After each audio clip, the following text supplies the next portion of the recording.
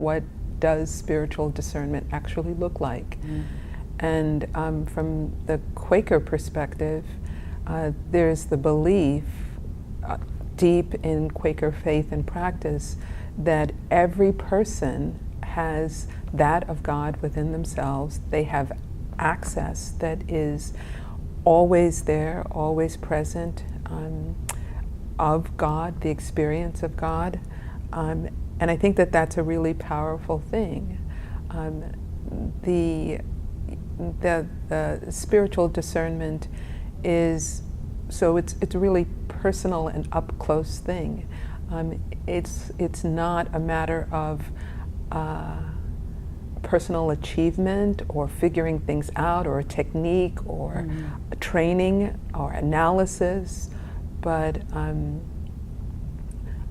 comes out of a sense of mystery and community, I guess would be the other important element, that there are open-hearted people that are there to support us. And I think that's a really big thing. That's beautiful.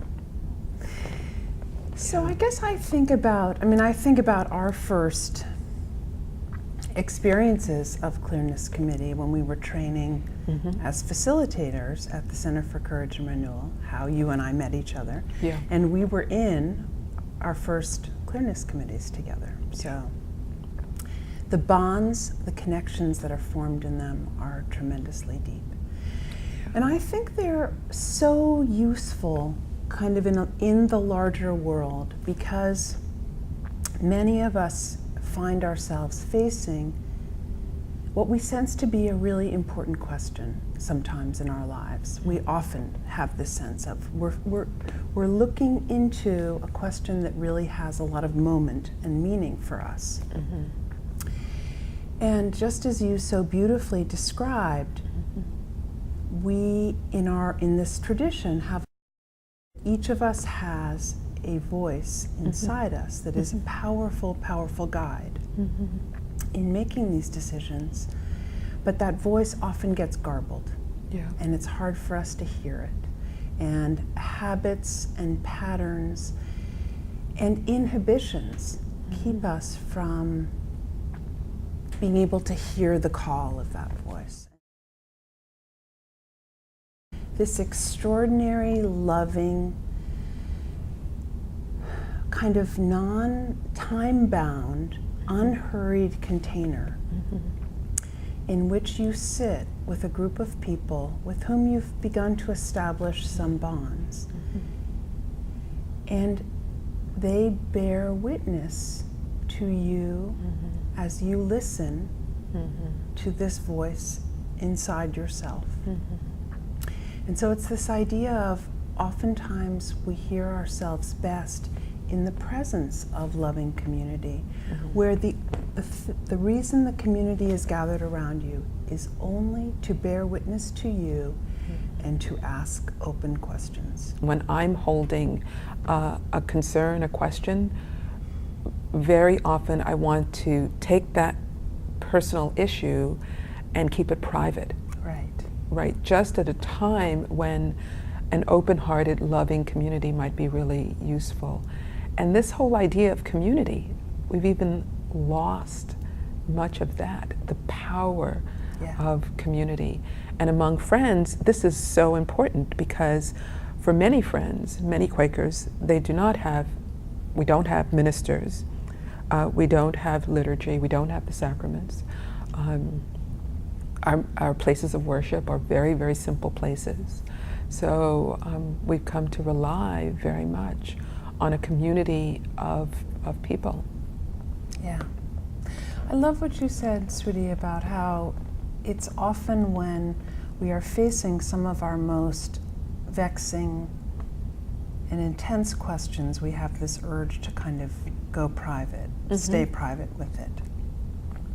And I think this idea of having a place to be in community with some of those dilemmas really, just as you say, is a kind of countercultural container. And then our own experiences, and I just think we ought to talk about that a little bit, our own experiences of what it is like to be deeply listened to without a sense of time-boundedness, and this person is not intending to fix me. Right. There is no answer. We don't have to have a 5-point plan when we emerge from this conversation. Right. Yeah. But again, how that is something that is very unusual and countercultural. And the soul, in our experience, when this is crafted with love and care, shows up for that. Some of the first Clearness committees that I've ever attended and participated in, it wasn't a thinky kind of thing. It wasn't an in my head kind of thing. I remember feeling physically like my insides were outside. I was outside of myself, not disembodied, but that all parts of me could be seen, weren't hiding. And that was really radical. So a similar kind of sense of dropping into a timeless kind of space. And in a Clearness committee that we sometimes run, they're 2.5 hours long. But for the focus person, that can really be timeless time. To be profoundly in one's own experience, however it shows up for us. And I think that just touching on what this experience is like as a committee member, as you sit and face the focus person, and the sense of interconnection, but often between committee people, and in some sense also with the focus person, this sense of emerging abundant compassion, a sense of we are all so deeply entwined in our dilemmas of trying to be human beings. Exactly. And that, I love the Margaret Wheatley quote about you can never really fear a person whose story you know. And the sense of we really all share so much, and even if this is someone whom you don't know well at all, you're suddenly so profoundly connected to them.